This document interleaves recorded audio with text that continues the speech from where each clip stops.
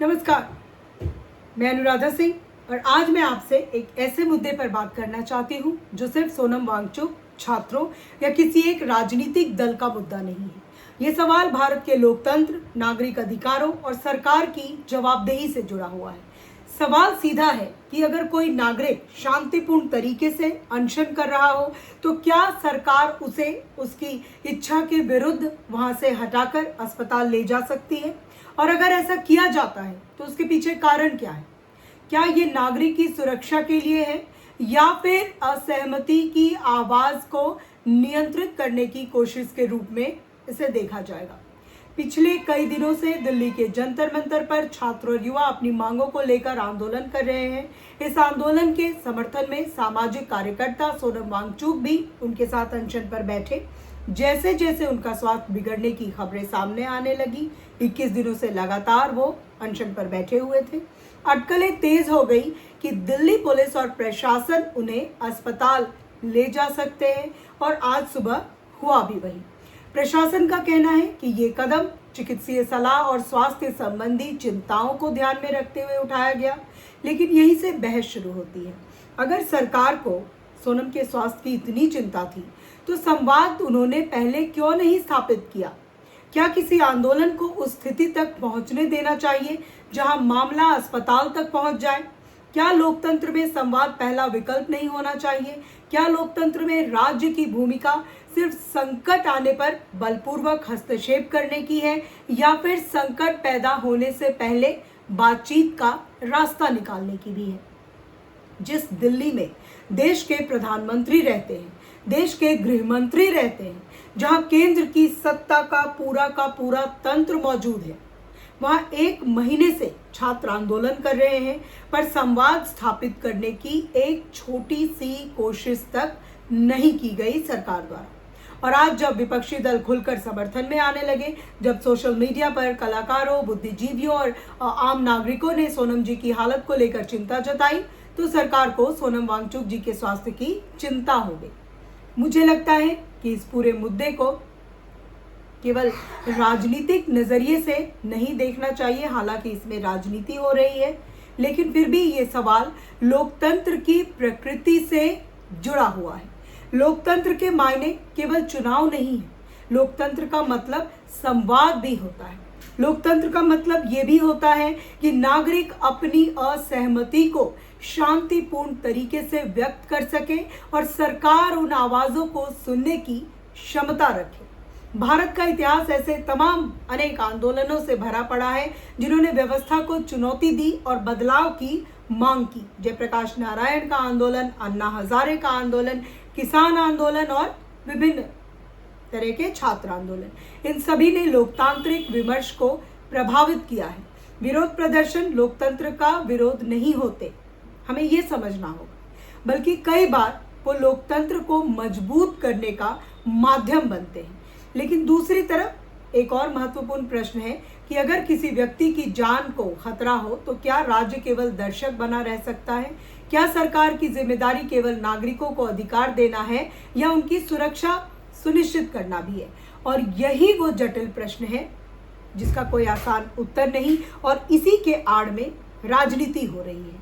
और इस पूरे विवाद का एक दूसरा पहलू भी है, और वो ये है कि देश के छात्रों की चिंता। पिछले कुछ वर्षों में प्रतियोगी परीक्षाओं को लेकर लगातार विवाद सामने आए हैं।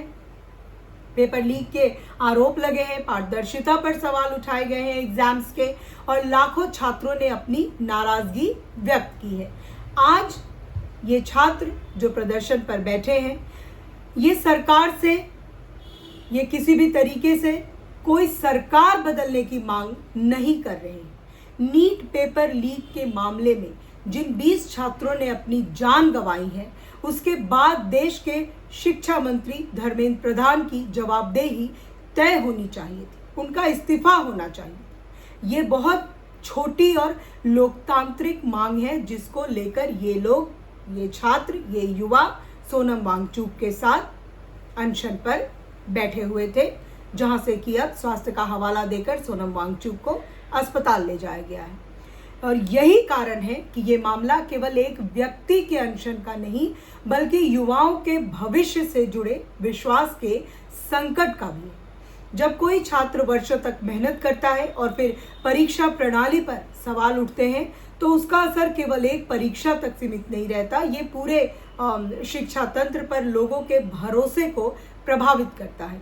सोनम वांगचुक लंबे समय से शिक्षा, जल संरक्षण और एनवायरमेंट के विकास से, लद्दाख के विकास से जुड़े मुद्दों पर वो लगातार काम करते रहे हैं। उनके काम को राष्ट्रीय और अंतर्राष्ट्रीय स्तर पर पहचान मिली है। इसलिए जब वे किसी मुद्दे पर आवाज उठाते हैं तो बड़ी संख्या में लोग उनकी बात को गंभीरता से लेते हैं। लेकिन लोकतंत्र में सबसे महत्वपूर्ण बात किसी व्यक्ति की लोकप्रियता नहीं बल्कि सिद्धांत होते हैं, ऐसा मेरा मानना है। आज सवाल ये नहीं है कि हम सोनम वांगचुक के पक्ष में हैं या फिर विपक्ष में।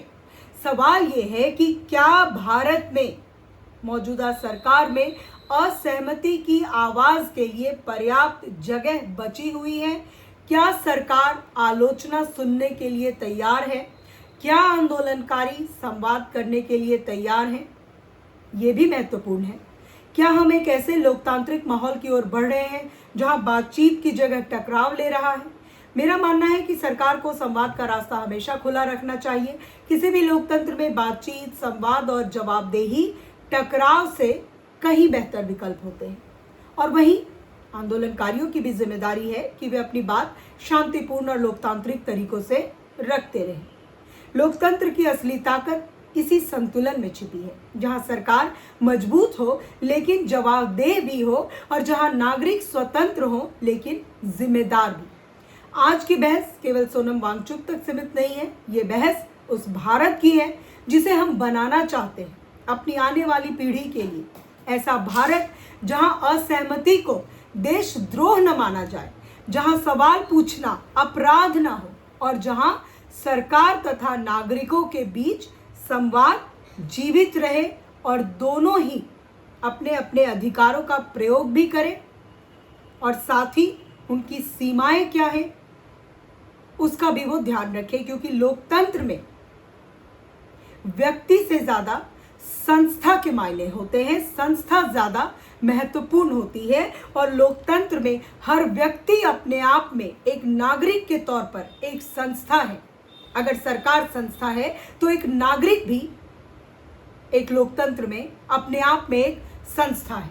क्योंकि लोकतंत्र की पहचान केवल सत्ता से नहीं होती, लोकतंत्र की पहचान इस बात से भी होती है कि वो अपने आलोचकों के साथ कैसा व्यवहार करता है। आप इस पूरे मुद्दे को किस नजरिए से देखते हैं? क्या प्रशासन ने सही किया? क्या और अधिक संवाद होना चाहिए था? क्या छात्रों की चिंताओं को पर्याप्त गंभीरता से लिया जा रहा है? अपनी राय कमेंट सेक्शन में जरूर लिखिए। नमस्कार।